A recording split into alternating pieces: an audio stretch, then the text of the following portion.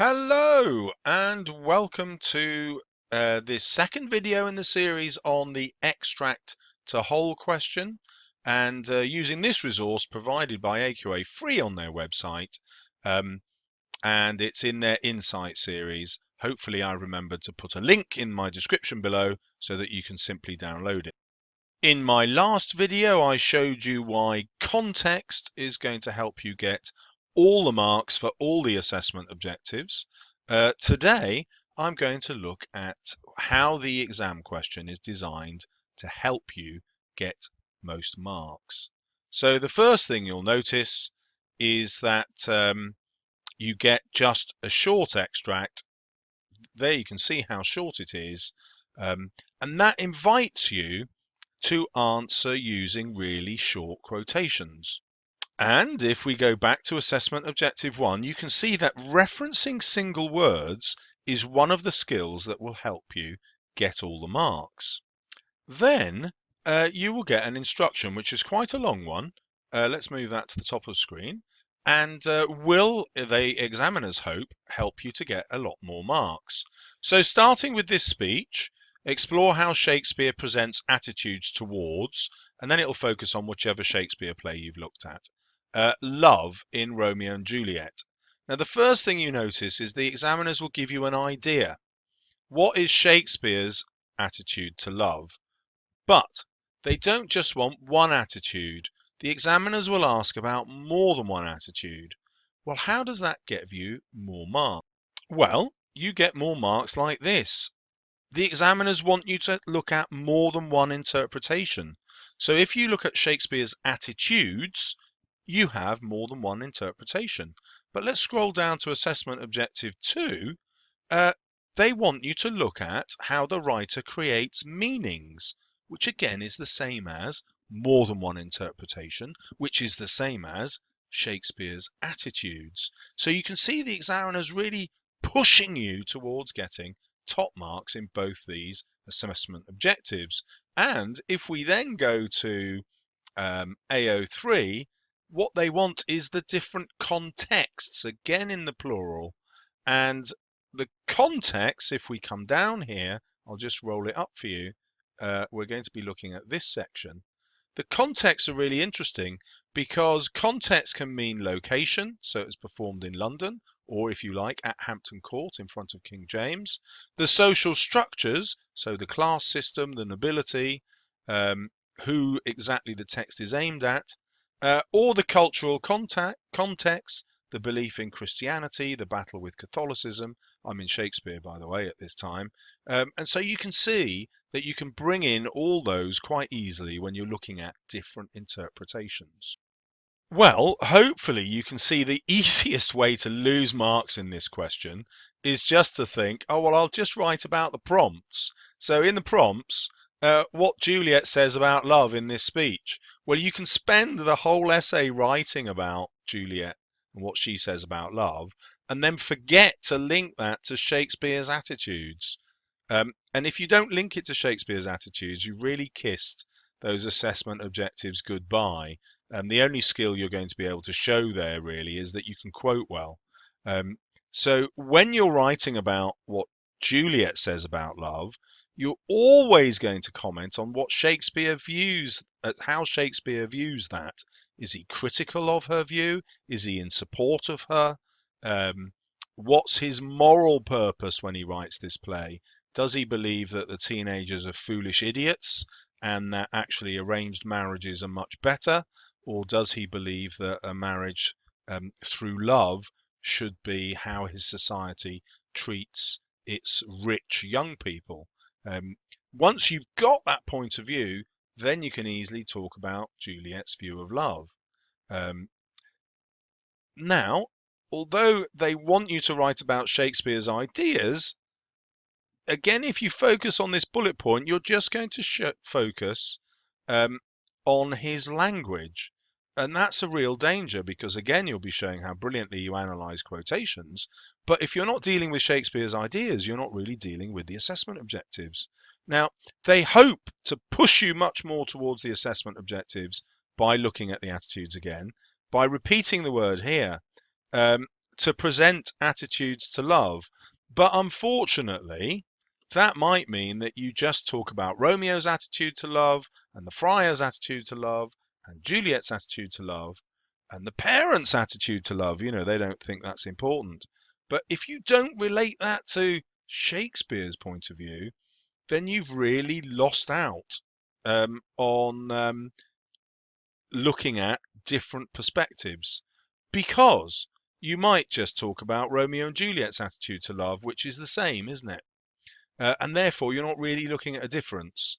You're looking at the same attitude shared by different people, and that doesn't count as different interpretations. So, your number one technique in this essay is to write about the author's purpose and the author's attitudes. Whatever the question, you will always be able to do that. Don't forget that when you get into these bullet points, they're all about the author's attitude, even if they direct you towards a character, which they will. Your job is to see that character as a way to explore the author's attitudes towards that character, or a way for the author to explore the audience's, let's say the audience is here, the audience's attitude towards that character. Okay, that's where the top marks are, and that's how the question is designed to try and push you that way. But it's easy to forget that when you're under pressure in the exam. So make some kind of revision note.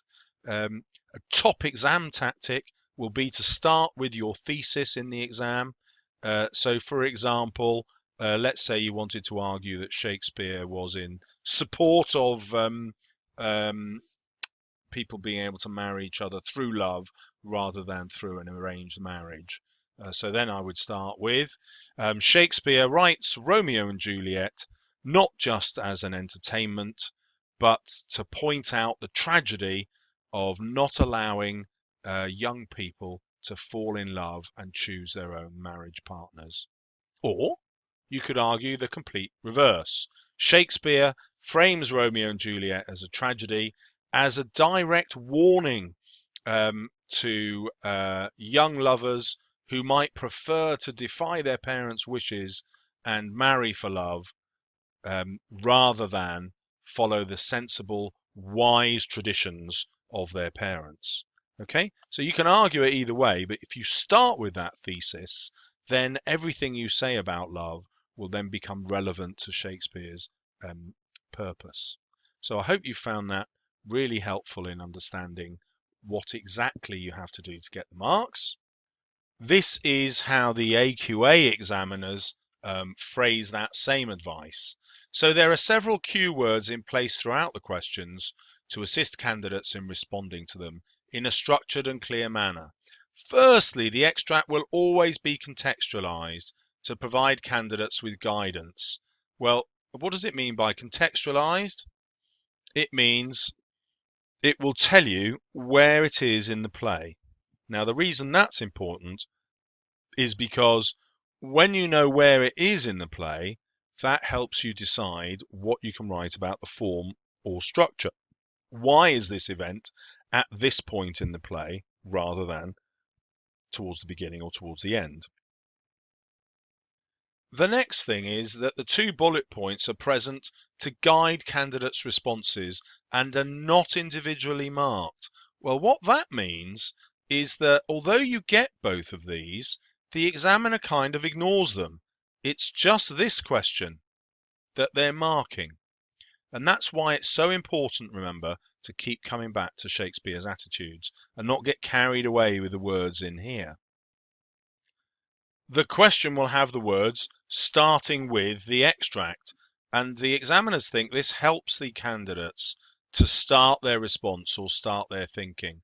You know, the worst thing is to walk into an exam hall and see students not starting writing because they don't know how to begin.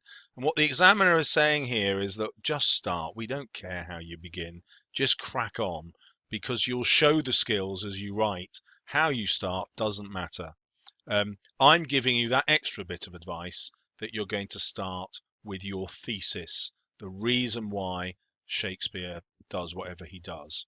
Okay, but they don't really care how you start, and so they just say, look, start with the extract, get quoting straight away. In my next video, I'll show you different ways to start than just by quoting with the extract.